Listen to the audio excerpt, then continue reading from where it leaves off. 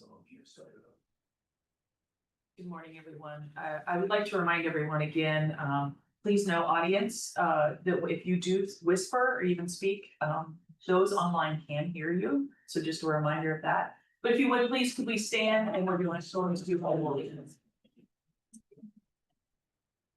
I pledge allegiance to the flag of the United States of America and to the republic for which it stands, one nation, under God, indivisible, with liberty and justice for all. Dave,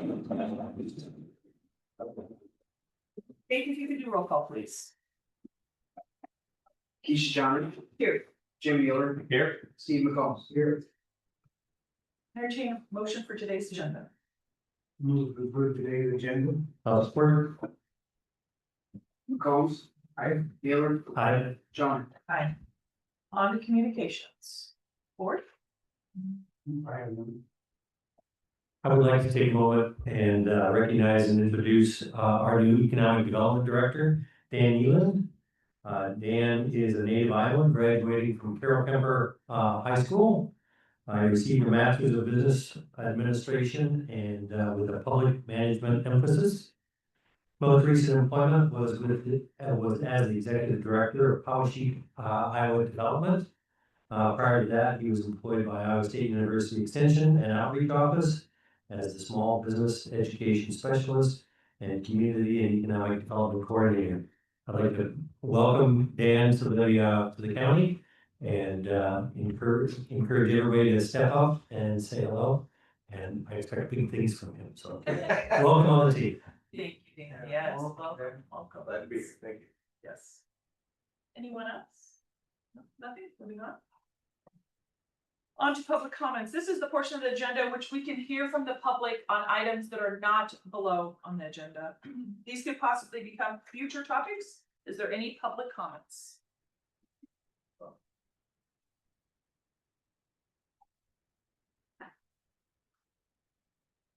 I just wanted to give an update on Robert Street Cabins. They are finally open. We went live Friday for reservations, so the public is now able to rent those at mycountyparks.com. Same platform that all of our other campsites and cabins are reservable, so long time coming, but now they're active and good to go. And I know the this year's nationals and next year's nationals are already booked. And then one thing I do want to make clear is normally we follow a 1 week reservation like our current cabins. Due to starting so late in their camping and recreation season, they are 2-night minimum. Weekends are grouped together, but that's going to be throughout the duration. So next year in 2026, summer season, we'll kick back up with the week-long rentals. Congratulations, Kim. Thank you for that. Any other public comments? Anything online? Seeing none, we'll move on. Entertain a motion for today's consent agenda. Move to approve the consent agenda.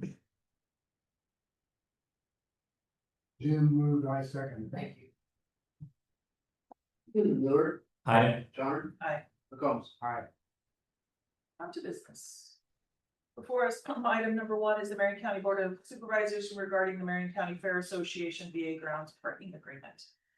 We had spoke about this board last meeting. And county attorney's office was able to update the agreement. Jason, you're here with us today. This was sent out to you. Did you have any questions or anything in regarding this? Nope. Okay. All right. I do think the blank was left open on the liability insurance, and last year that was at $1 million on there. Could we get an updated copy of the liability insurance? Yeah, I gotta have that signed and then we can. Okay. All right, yep. I do know, just making sure everybody was aware, there was an agreement added about the mowing and hay agreement in there.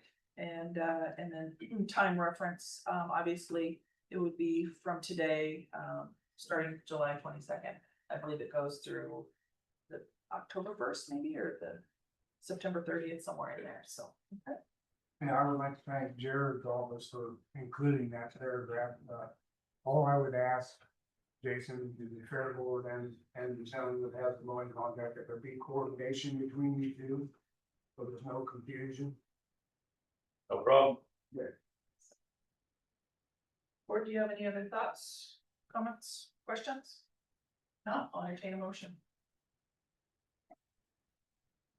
I move to approve the, license occupier agreement. I'll support. Johnner. Aye. McCombs. Aye. Mueller. Aye. Thank you, Jason, for working with us on that. Item number 2 is ordinance 2025-5. This would be approving the second reading of proposed Marion County ordinance map in the city. Yeah, so this is, for the Sawhill family, and they're requesting to split the tract of land, on County Line Road. And, stated in the public hearing, this exceeds the 4 allowed local parcel per tract, therefore it's required to be rezoned. If the rezoning is to be approved, then they would be doing a minor plat subdivision. Board, do you have any questions, concerns? I will say I've not heard anything back from public. I don't know if either of you have some. I simply addressed all the comments, from the public and the concerns during the public hearing with the zoning commission. Because again, before the last public hearing with the board of supervisors, this is percent, and we did not have any comments, or concerns after, the notice of percent. I think as long as we've addressed all the comments and not received any new ones, I don't see any reason why we wouldn't approve this. With that, entertain a motion for approval of the next 2025-5 approving second reading. Move to approve ordinance number 2025-5 on the second reading. Second. McCombs. Aye. Mueller. Aye. Johnner. Aye. On to item number 3, this is the same ordinance 2025-5, this would be waived, third reading and authorized final approval. Move to waive third reading for the 2025-5 ordinance and publish as appropriate. Second. Mueller. Aye. Johnner. Aye. McCombs. Aye. Item number 4 is ordinance 2025-6, which would be approving the second reading of this ordinance of amending the chapter 55 zoning. So what we have here is we have, some cleanup of, definitions, some additions of the definitions, cleanups throughout the ordinance, and then also, adding the requirement, passed by the state for the accessory dwelling units. And with that, we changed the accessory unit, setback, the feet, so 4 feet. Yeah, pretty much some cleanup, and then the additional language also passed by the state, to 5538, which is an allowance, guidelines, variance guidelines that says practical difficulties are unique to the property and not self-created. Granting a variance will not significantly alter the essential characteristics of the surrounding neighborhood. I did send these to Ross and Garrett. I didn't hear, I don't think they're really anything, so if there was any concerns. Yeah, it's pretty straightforward, just cleaning up some language definitions and then adding other subject. Again, board, I have not heard anything regarding this ordinance 2025-6. So, if you don't have any further questions, entertain a motion for approval of the second reading. I move we approve the second reading of ordinance 2025-6. Support. Johnner. Aye. McCombs. Aye. Mueller. Aye. Item number 5 is the third reading and authorized final approval for ordinance 2025-6. Questions? No, entertain a motion. I move we approve ordinance 2025-6 and waive third reading. I'll support. McCombs. Aye. Mueller. Aye. Johnner. Aye. Thank you. Thank you, Missy. Item number 6 is Marion County Special Event Application from the Knoxville Chamber. This is for the Knoxville Nationals Parade on 8/9 of 2025. This is something before us board that's been for 8 years. I do not have an issue with this. I know Mr. Nestabee had contacted us this morning and said he didn't have an issue, so. I don't know that anybody is on from the chamber, or representing the chamber, but looks like would like to use the gazebo, to do parade announcements. Pretty simple to me. I have the problem. I don't have any issue either. Cool. Right. Entertain a motion for the, special event application. Move to approve the special event application for the Knoxville Chamber of Commerce. Or, Mueller, Aye. Johnner, aye. McCombs. Aye. Moving right along, item number 7, Marion County Special Event Application, Knoxville Area Community Hospital called Girls Night Out. Board, if you please notice, this year, they are also requesting, to use the south and north lawn for vendor overflow, as well as the bandstand. This has been an event that they've done many years. Hasn't been an issue ever before. Chris again said he had no issue with this. Just trying to look to see if there was a certain time they had to set up. I think we'll need to, exit that parking lot in the afternoon. Okay, so that'd be corresponding with those that park east of the courthouse. Yeah, 1 p.m. to 8 p.m. It says set up. We'd like to request the use of the east parking lot for courthouse vendors. Okay. Yeah, so that would be something that we'll have to make sure that we coordinate. Jacob, keep it. We try to send out an email. Daryl does a pretty good job. Daryl communicates with the court and the judges. So we can make sure they're getting notified. Board, not any more questions or concerns? So I'll do a motion.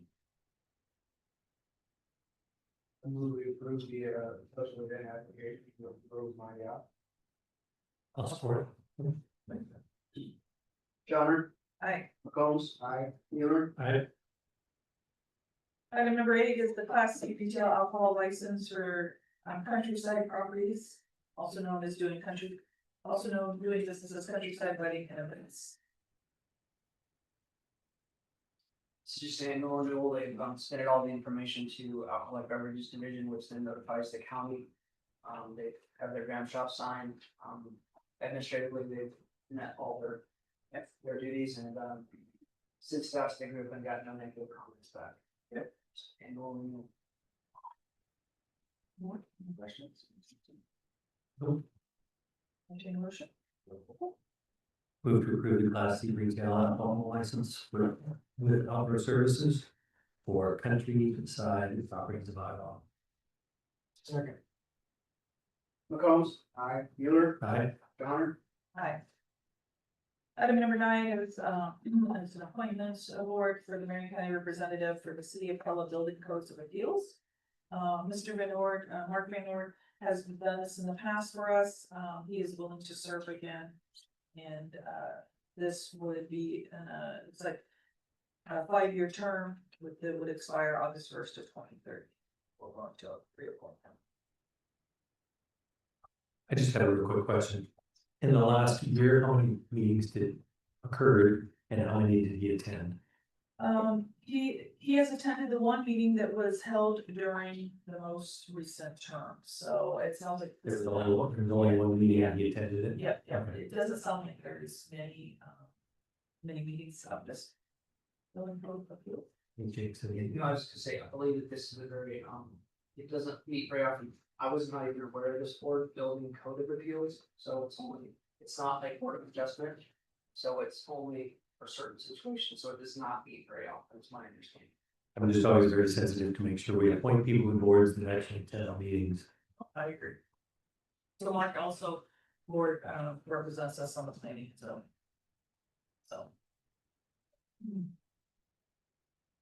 Further questions, concerns? Move to approve Mark Van Ord to the Board of Code of Appeals representing the city of Pella. Second. Mueller. Aye. Johnner. Aye. McComb. Aye. Item number 10 is the Knoxville Senior Center Travis Trust funding request. Before us board is there, to give you, Jim, a little bit of a back history. Mr. Travis, it was called it was the Travis Trust, and it was, what was Mr. Travis's first name? Bill Travis. Bill left money, for the Knoxville, it'd be for senior center. Was only to do with Knoxville. He did not leave it to city of Knoxville per se, or to the senior center at the time, if there was one, he left it at the county. We have been overseeing that fund, it is a trust fund, they have come in the past, and in the last few years, they have been receiving, allotments of, 30,000. Ultimately, this money will eventually go away. And so that's why Mr. Richardson is here today. And I'm not for sure, Mr. Richardson, what is the senior center looking for regarding the funds this year? Same thing as in the past. 30,000? Okay, all right, Financially, we're in about the same position we were 6 years ago. Okay. So all right, so, it's nice to have, it's not a make or break situation. okay, Roy Richardson of Knoxville Senior Center requesting our annual distribution from the Travis Trust. You pretty well covered the rest of it, so thank you. appreciate that, yeah.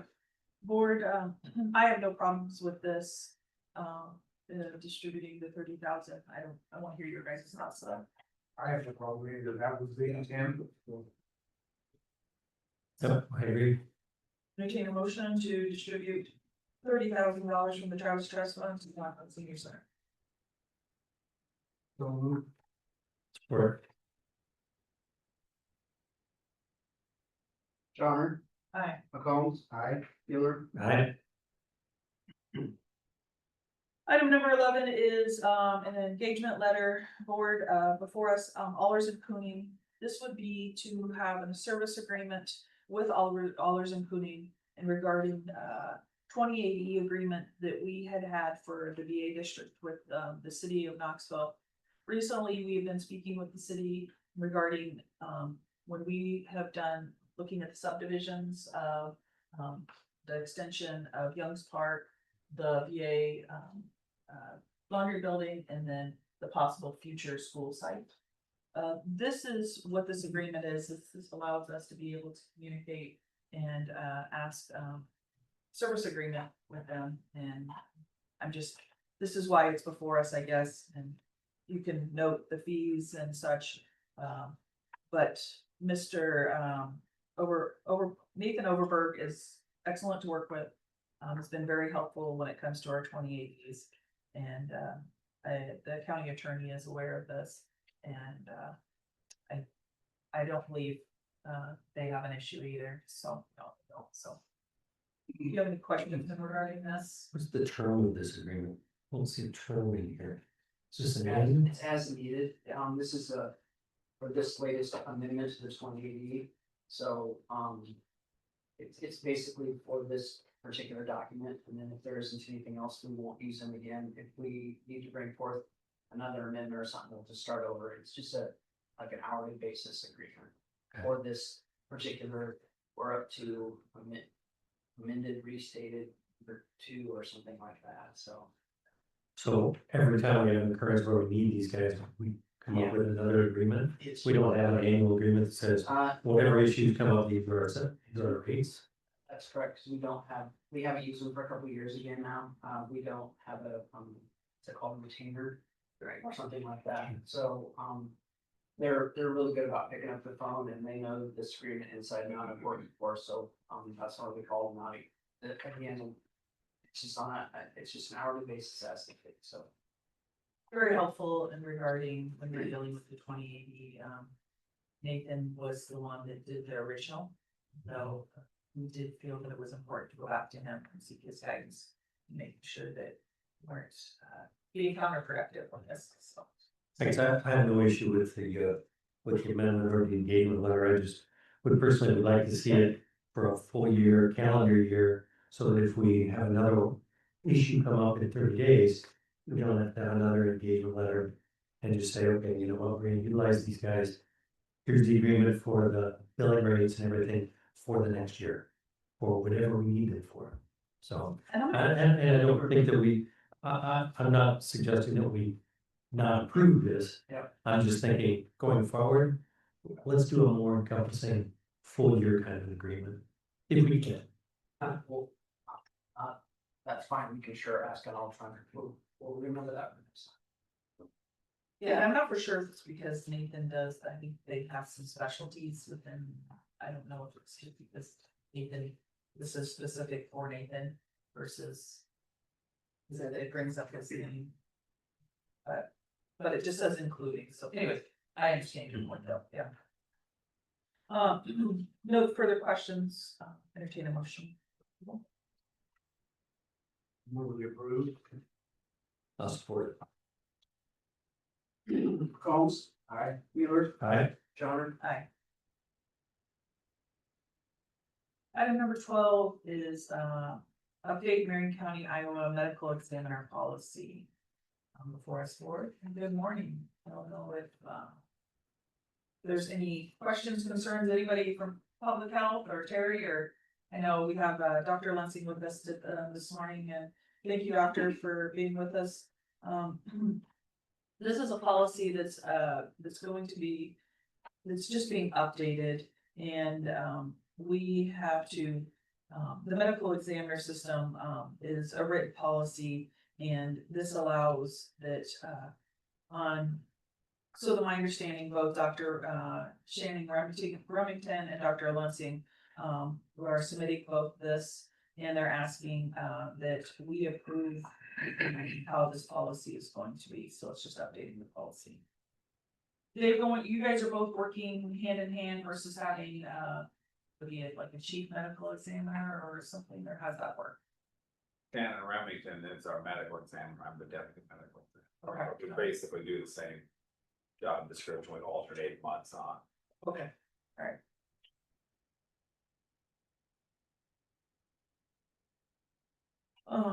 Yes, and board, I would like to acknowledge, that, sadly that we did lose Dr. Helm, and, so she had stepped down from her duties, but, condolences to her family, and, we appreciate all the service and what she did for Marion County.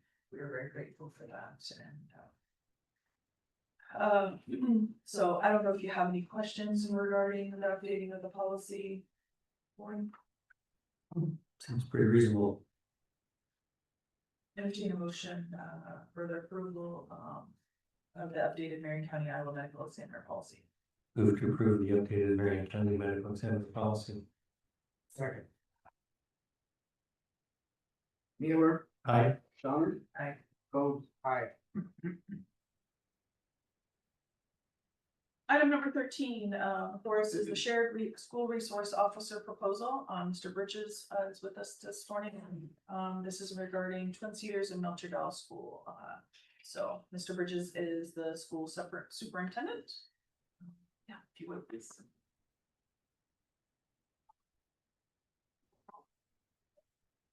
Good morning. We received your request to be on the agenda, and so if you want to give us whatever information you have. Yeah, so I've been in discussion with Sheriff Sample for probably a couple of years. We've had some conversations around this. And the need for these districts to have a school resource officer. We can't employ a school resource officer. They have to be employed by a law enforcement agency. And whereas for rural schools, neither community has an actual agency. So our only opportunity really is to partner with the county sheriff's department. I shared with you a resource here of some, it's not extensive, but some of the responsibilities the resource officer would fulfill, and the services it would provide for the districts. But yeah, so we just want to entertain or at least have a discussion about what it looks like and how it's funded. Right? So for us, on our end, schools receive what we call operational sharing dollars from the state department. And for this position, the resource officer is worth 2, if you want to call it, points per district. So we would have funding for a total of 4 points, and it's $8,000 a point. So we would have about $32,000 total to share with, this additional funding, not what we took, it's not in our normal funds that we receive from the state, it's in addition to our regular funds. So we would have $32,000 that we could put towards the cost of sharing a school resource officer. And that is, and the point is really based off of enrollment. So we get X number of dollars for every student that walks through our door to operate on the school year. And that right now and it goes up every year just a little bit. Sometimes you hear where they talk about the 2.0% increase that they're giving schools. They increase the cost per student that we're getting. So right now it's $8,000. And so we would get 8,000 times 4, $32,000 to share for this position. That's kind of the background of how it works. We've had some discussion about what a schedule might look like. As you know, or may not know, both of the districts that I serve are on 4-day school weeks. So we think that we can make it work where if we had an SRO that would attend each district 2 days out of the week, and then they could serve the Marion County Sheriff Department on the 5th day, whatever that other day would be. Is there an 8-hour day? Yeah. And that would be, Mondays is the day that we have off. And then, of course, anytime that we're not in school, they could serve the sheriff department in whatever capacity typical deputy would, or sheriff sample wants them to, or whatever they're assigned. So that's a little bit of the background. There is a need. I've shared this information with my board only as this discussion items so that they're aware and they're all supportive of the idea. So I don't think that would be an issue if we were to try and put an agreement in place in the future. I think both boards would certainly support that. What questions do you have, or what else, other information can I share with you? I have questions for the sheriff.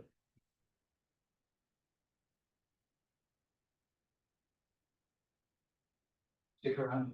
We're in it together. Is this a new position or So it would be a new position. $32,000? Well, no, it's 32,000 that the school can put forward towards it. It's a true deputy position. So, I mean, the funding would have to, the rest come from my budget on it.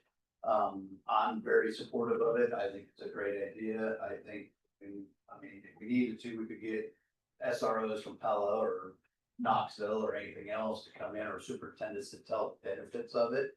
I knew one of the questions was gonna be money, on how we fund it, what do we do to be able to do this? And one of the things that obviously we've been trying to be very creative with, and I've talked about it in the past, is holding out of county inmates. And that's not a requirement of the Marion County Sheriff's Office, it's not something to do, but I asked Lieutenant Kais, okay, if we were to try to supplement, if they're only putting in 32,000, not only, but 32,000 out of 115,000, we're gonna have to come up with a lot of money. That can support that or do that. One of the ways, and when we were looking at it, just in June, we did a little sample of holding more Polk County inmates, more Wapello County inmates, and we brought in $18,000 in that month.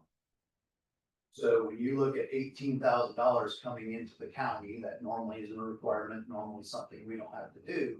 In 5 months, you come up with that difference. Yeah, but that money also is helping fund this mental health deputy also, isn't it? What's that? Doesn't it also help fund this mental health deputy? Well, it helps fund the overall county budget side of it, but it's not something that the mental health deputy spot's not out of it. The mental health deputy was all approved on the grant that came through. So that last time we had this discussion a month ago or different ones about the mental health deputy, I was prepared at that point to still move forward with the deputy spot in my budget because I felt it was that. That was one deputy, now we're Yeah. talking another. Yes, and now we. Here's my problem. Yeah. Here's my problem, folks. I'm really not very supportive of creating positions that are based on grant money. We've seen what's happened in the past. Understand. That's my fear. No, I understand that. That's always a fear that you have as with a budget on anytime you do that. It's the same thing on holding out of county inmates. If all of a sudden Polk County built a brand new jail, Polk County is gonna take years to do that. I mean, so I feel very confident that Cook County's not gonna build a new jail. And Yeah, I don't I think get they're, it, I get yeah, it. so I think that money coming in, we're looking and we're going above and beyond at the sheriff's office to be able to bring in income to supplement things like this that are so important. I mean, when you truly look at the benefits and the things that that SRO can do over there, it's just not school safety. I School guess I'm safety. old fashioned. I understand, but school safety, yeah, but school safety's, I mean, really, really important. Having somebody there, can we prevent it 100% of the time? No, but along with that, it's the relationships.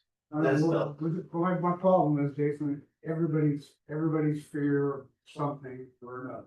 So do we put a deputy everywhere No, to I leave everybody's fears? I think in that argument, you have to talk to Pella or Knoxville and say, is it worthwhile having an SRO in those schools? I just And want to think be those able people- to support it. Yeah, I I don't agree. want somebody down the road. And all of a sudden, we don't know what we're gonna be at financially in a year or I so. understand. So then what do? We start laying people off. Yeah, and I don't think we're at that laying off. I think we're missing the point in the aspect of the amount of money that comes. We're worried. And I understand the concerns and I understand the worry of why that is. But it's like that $18,000 that came in June, that can be gone tomorrow. I mean, and then you're gone, all that money for what it could be. Or whatever versus what you can gain and benefit from in a situation like that. And that's a huge, I mean, that's a huge asset to the citizens of Marion County. Do we have total compensation, what it would be for, like, Well, when we did the mental health side of it, it's about that 115 mark is kind of what we were looking at. Is that closely? So I think it's right around there. We have everything. Is that all in? That's all. Including benefits? Yeah, that's Everything? like, that's everything. okay, but then I also still think that we need to be mindful of the vehicle, the equipment that it takes Yeah, to. the vehicle and stuff we can absorb. That side of things, I can hold the car longer or whatever. I mean, from vehicle, that side of things, I can make it work on the equipment flip backside. I think it's a huge benefit. I think it's a Just neat to set. speak to the funding Yeah. side of it, it's not a grant. It's school operational sharing dollars, it's, So that's in perpetuity, that money? it has to, every so many years, 5 to 8 years, the Senate approves it again, the state Senate Republic, or not Republic, the state Senate. $32,000. representatives. Well, We're If I could funding finish it. speaking. Also, I don't wanna say that that's not all the money that our districts could put towards it. That's just the additional funding that we're receiving. We could probably find some room in our budget to, put additional funding towards You know, it. but don't get me wrong. It's a sad, to me, it's a sad situation where we gotta have a deputy in school. Like I said, I'm so old fashioned. When I went to Twin Cedars, we went to school, we had shotguns in a rack in the back of the pickup. And nobody ever thought a thing about it. I understand things are different, don't get me wrong. It's just hard to swallow. I'll just make one real quick comment and just a concern, and that is, I love the concept of having SROs. However, just a little quick math, if the officer uses 4 days per week in the schools and 1 day per week supporting county businesses, I'm not sure what 1 day a week will necessarily do for our ability to house additional inmates. Maybe it does, maybe it doesn't, but that's not really my point. My point is that would be $32,000 worth of income versus $115,000 of the cost. So we're getting, of that, we get $32,000. It's 27% of the cost of that officer will come from the schools, but those two school districts will get 80% of that officer's time and effort. And I think that's a big, and that's a huge, just, now, let me finish this time, okay? So that's a big disparity between what the cost that's allocated amongst the entire county, includes Pella, includes Knoxville. They already have their own SROs. I'm assuming that Pella PD does their issues, Knoxville PD does their issues. They would get no benefit from that. However, the cost associated with that, all the tax revenue that's coming from every person in the county is going to be taken away from those guys that are already paying for SROs to support an additional SRO from Melcher, Dallas, And the other, and again, I'm in favor of having an SRO.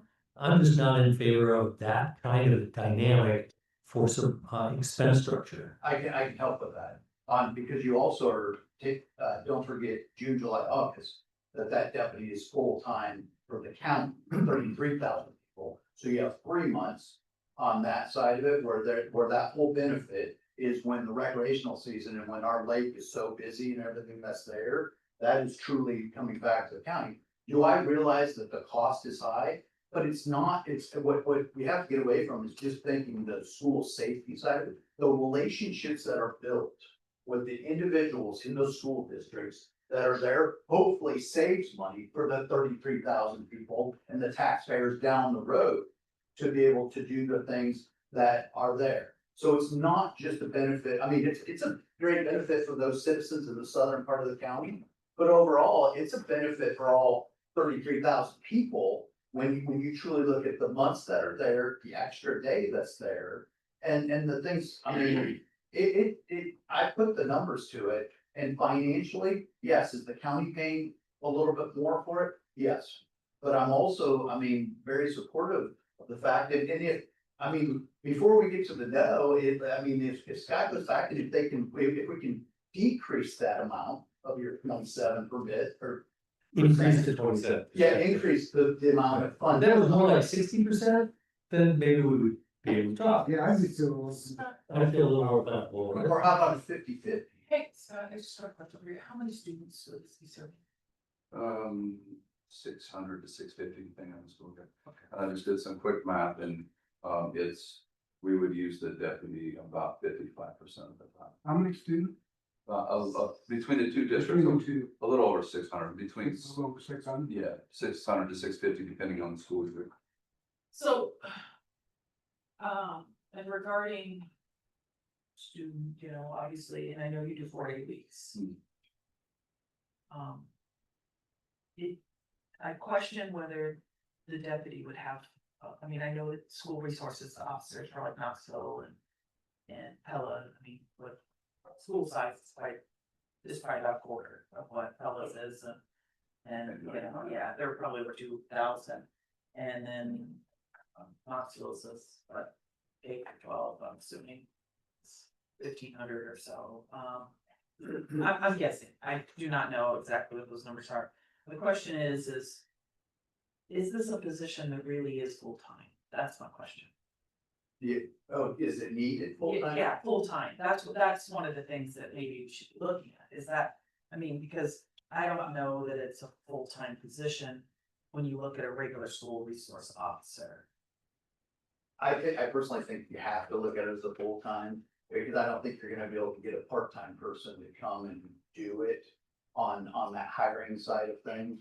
You know, when you really look at a deputy or police officer in general, I think that whether it be at the school for the amount of time they spend there on those 4 days, or just out in the community, it's going to be a full-time spot.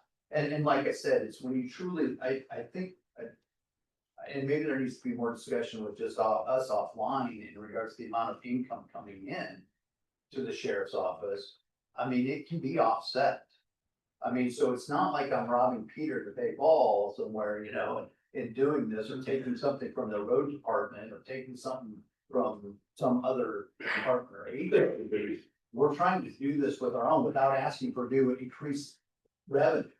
And I think we understand that aspect, and I think the challenging part is, we all know, is that if things change, this falls at us, and then you hire somebody, and then you're looking at, what do you do with this position? I'm kind of where Jim.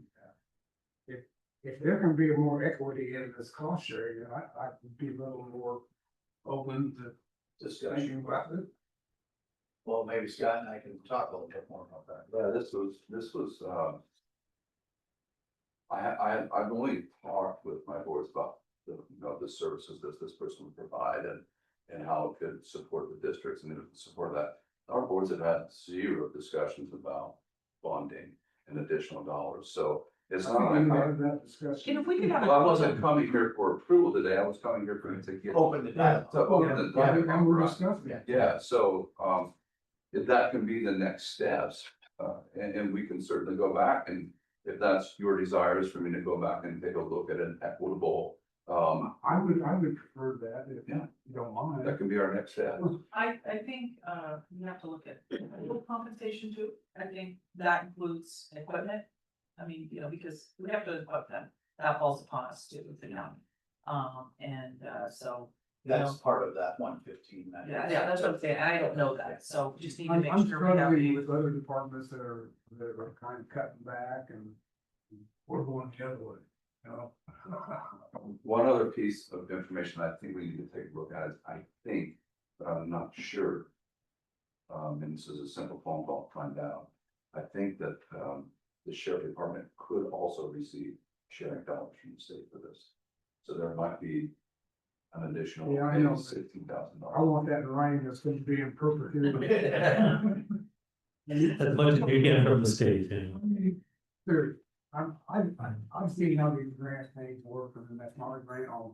We can check into that. But if you're looking for another grant, I've seen what's happened in the past. Yeah, I applied for, the cost grant, but not for this. That was for equipment, for safety equipment for the schools, because I don't want to fund this with the grant, because I don't want to have to worry about it going away like you do. So that's why I'm not bringing this to you as something that's being funded by a grant. Because Because I'm not in favor of creating positions based on that. Understand. And Yeah, no, yeah. And please don't misunderstand my comments or my concerns in that I am 100% in favor of SROs in schools. I think for relationships and getting kids to really recognize legal authority as well as developing those relationships with those kids so that they know each other. They're a lot less likely to misbehave if they know the guy behind the badge. So I'm 100% in favor of doing those kind of things in that concept. It's just the cost benefit, trying to bring that back more in line with something that we can, as an elected official, go to the taxpayers and say, yes, here's the benefit, and it is more reasonably shared. Now, I also recognize you can never get it to be a one-to-one, because there are all kinds of things that the county pays for that isn't necessarily 100% provided based upon revenues in one specific area, and that's not the point. But this is just a little bit too much of a disparity for me to say I'm comfortable with 27% income versus 80% use. So, and I didn't think about the summertime, so that's a valid issue as well, so. I didn't do the 365 calendar day calculation, I just did 4 days out of 5.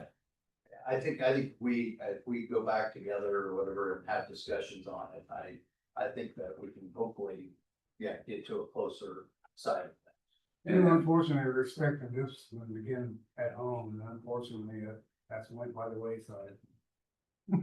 We can't fix all that. We're just trying to fix it one at a time on those kids. So I agree. I mean, Madam Chairman, may I give you about a 40-second thought on this?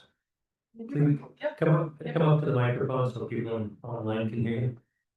Although I guess, You should get this. oh, they should, you don't have to come up, I guess, I'm not used to having microphones all around the room. Just, okay, Roy, go ahead and state who you are. Roy Richardson, as an educator for 33 years, I've seen these officers work at a school distance. When children go from 5 years old to 18 years old, probably 99% of them have no interaction with a police officer.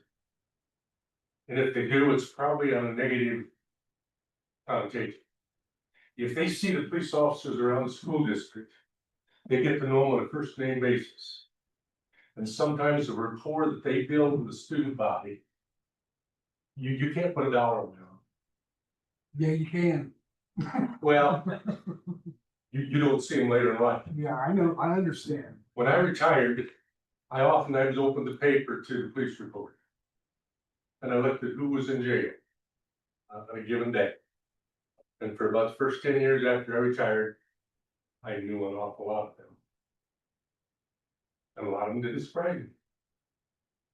But a school resource officer can have a definite influence on a student body and build a rapport with them that's hard to put value. Thank you. No, well, I totally agree with you, but it's the funding that's the problem. Yeah, it is tough, and that is. Yeah, it is. Well, Wait, we always- resource officer. and- We open the discussions, we have the, I mean, that's, kind of what the intent was, and having to take your thunder. No, that was the intent, is to have a I mean, just to have to open the dialogue and figure out where is it, where are we at, and we can have more, discussions just as county level with us and the revenue side to offset on how that all would work. Where it's not grant funded, it's true, numbers on that, and we can look at that side, and then with Scott talking to his board, I think we'll. I personally, I think when just over the last few years, Pleasantville has talked about, doing this on different things. We've kind of, or Scott and I, Pleasantville now has police department again, and so are they gonna go with the police department, or are they gonna go with something else? We're there, Scott and I are, we are the police department. In Belcher and in Twin Cedars, so that bond here is trying to start with this, and if we add or offset costs or do things, but I don't wanna take away from what we're trying to accomplish on this side. If that makes sense. Thank you. Thanks for the discussion. Thank you. Just close the discussion on the SRL. Second, Johnner, Aye. McCombs, I, Mueller. Aye. Item number 14, which is resolution 2025-77. This is Junction 92 Road Department Shop Project change order. Good. similarly to the other 4 change orders, this is a change order for a deduct in the contract amount. However, the difference here is the net to Marion County would be a net zero. Because the change order is to cover the cost of additional engineering due to, some of the construction work not being to the plant specs and, redesign or, alteration to compensate for that in the concrete and foundation work. So then, ultimately, this change order will be a net zero, it just won't come out of the contract amount, but we'll pay for the engineering fees where we're already paying for engineering architecture fees. Alright, could you give us a little bit of update on where you're at with, Junction 92, some sort of change order? So project by dollars is like 65% complete. However, at our meeting last Wednesday, or yeah, it was last Wednesday with the contractor. They anticipate being done with all trades by the end of July, with the exception of electric. I'm not sure that will hold true because it's rained quite a bit last week and any of the exterior preparations for concrete. So, but nonetheless, they're looking at around the 1st of September for the electric to be complete, so that kind of gives them a month of grace on the other trades to finish up their work. I'm not super confident in that September date.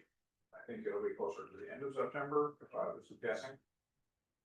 Do we have any idea of when you think you'd be moving into it? I have an idea. Rather not say, because I want the contract moved. Is it this year? Yeah,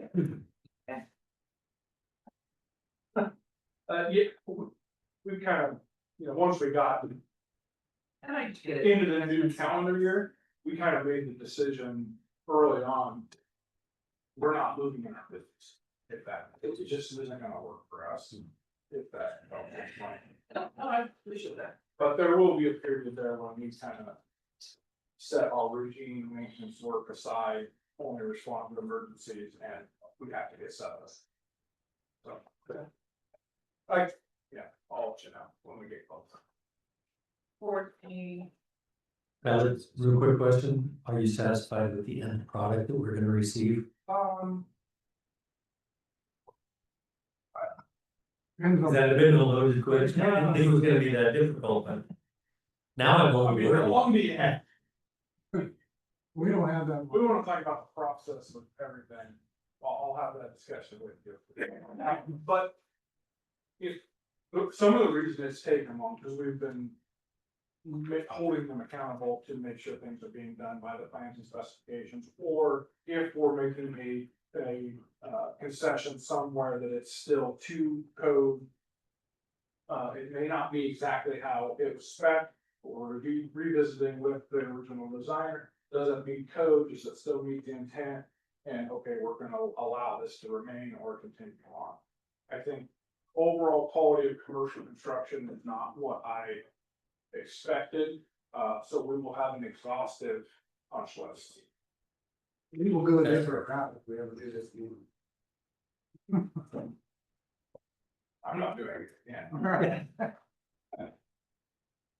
Or do I have a? For motion 2025-77. I move we approve resolution 2025-77. Awesome. I'll support. Charles, I, Miller, Aye. John. Thank you. On to Board of Supervisor updates. Mr. Jones, you have any? Have a third meeting with me. I did not. Oh, and I've also, my office has moved out here now. You're officially out here? Well, kind of sort of. I'm gonna want to come help and put stuff up later. When's my computer coming out here, by the way? I can try to get it over today if you want me to. I kind of need it. I'll get it over. I don't. No. So appreciate that. Entertain a motion to adjourn. Move to adjourn. Second. McCombs, I, Miller, Aye. John. Thank you.